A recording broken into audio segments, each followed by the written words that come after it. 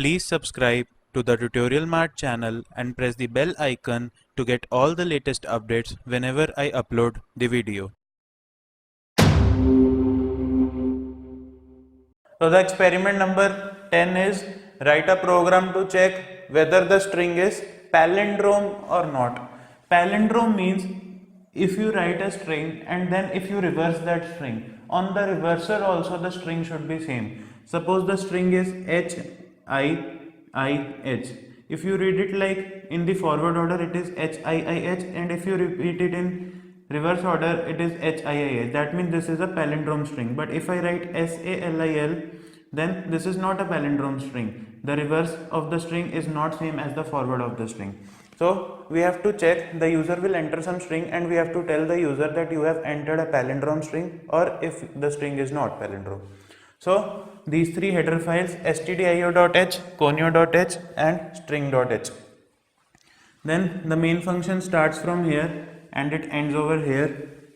We have taken one string and length of that string is 20. That means at most, this is not the length, at most 20 characters can come in that string, and character type array. Character type array of 20 characters, and the name of the array is string1. Int I comma length are two variables. Int flag equal to 0 is another variable. So let me make one variable is length, another is flag. Flag is initially assigned as 0. Length is not assigned, I is not assigned, and one string1 is made. I am making only these two, rest I can skip. Clear screen to wash off any output if there exists any. Printf enter a string. When the user will see this statement, the user will enter some string. Suppose user enters HIIH. Then scanf statement. Scanf statement says I will accept a string and that string will be stored at the address location of string1. At the address location of string1 means over here. When this string1 was created, the memory was given to string1. And here that string will be stored. Which string? HIIH. HIIH, and after that \0 will come. So this is string1, 0th character, first, second, third and fourth. Now the statement length is equals to, this is the length variable, length is equals to strlen of string1. That means string1's length will be computed and that length will be assigned to the variable length. See the length of string1, 1, 2, 3, 4. We don't count this, 1, 2, 3, 4. That means this whole statement strlen of string1 will give us 4, and this 4 will get assigned to the length variable. That means 4 will come here. Now there is a for loop. For loop starts from here and it ends here. How do we execute a for loop? First step, initialization. I is initialized to 0. In the memory of I, it is 0. Then second, check the condition. I is 0, 0 less than length. What is length? 4. 0 less than 4, yes, the condition is true. That means in the third step the loop body will execute. In the loop body it is written if string1 of I, string1 of I means string1 of 0. If, it will become if string1 of 0 not equal to, this is the symbol of not equal to, if string1 of 0 not equal to string1 of length minus I minus 1. Length is 4, I is 0 minus 1, 4 minus 0 minus 1, 3. This is how this condition is made. If string1 of 0 not equal to string1 of 4 minus 0 minus 1, that is if string1 of 0 not equal to string1 of 3. That means this condition is checking whether the string1 of 0, what is string1 of 0? String1 of 0 is H. H not equal to string1 of 3. String1 of 3 is also H. Is H not equal to H? Yes, H is equal to H. It is. So this condition is false. Why? We are saying here the condition is saying H not equal to H, but H is equal to H. So this condition is false.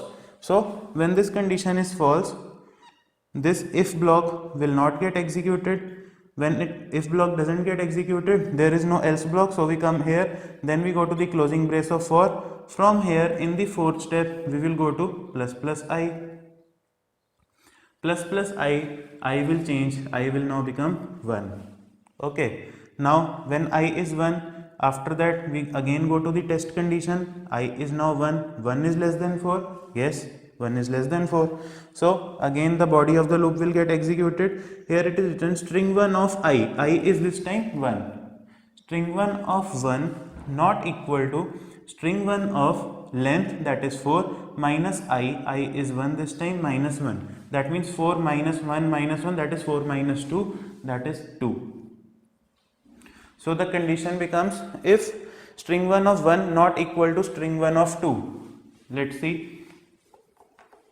String 1 of 1 is I not equal to string 1 of 2. String 1 of 2 is also I.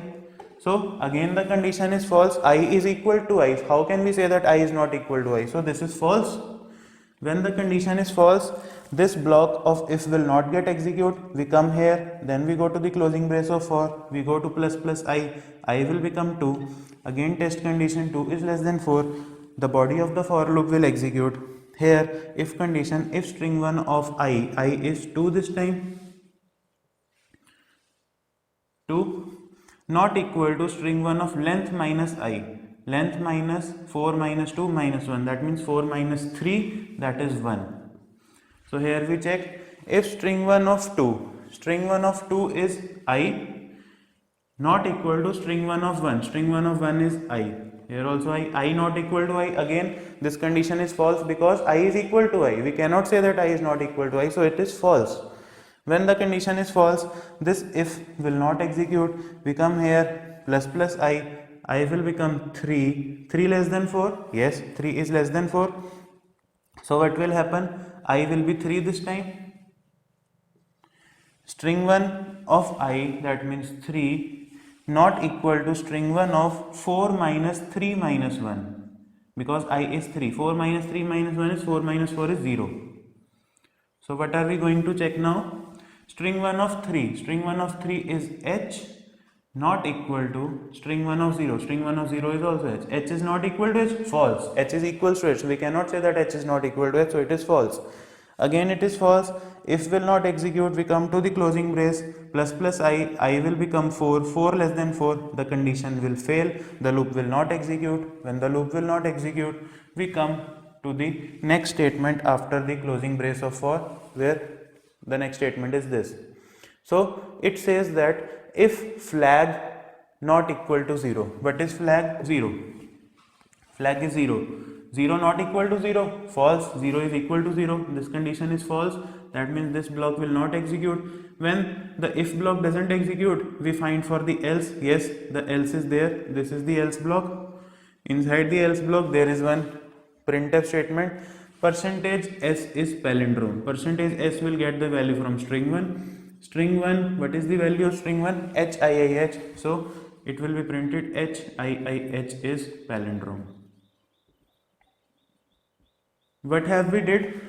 Using this for loop, we have checked every character. First we compared H with H, then I with I, when this I with this I, then this H with this H. That means if everyone is equal to the each and everyone, then we say that string is palindrome. Now let us run the same program on another string example. So let us say when the user sees this statement printf enter a string, the user enters this string SALIL. Then what will happen? Scanf percentage s comma ampersand string 1. I will accept a string and that will be stored at the memory location of string 1. Memory location of string 1 is this. So let us suppose this is the memory location of string 1 and here SALIL is stored and a backslash 0 appears. 0, 1, 2, 3, 4, 5. Then what will happen?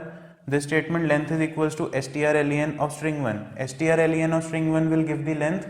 Strlen of string 1, 1, 2, 3, 4, 5.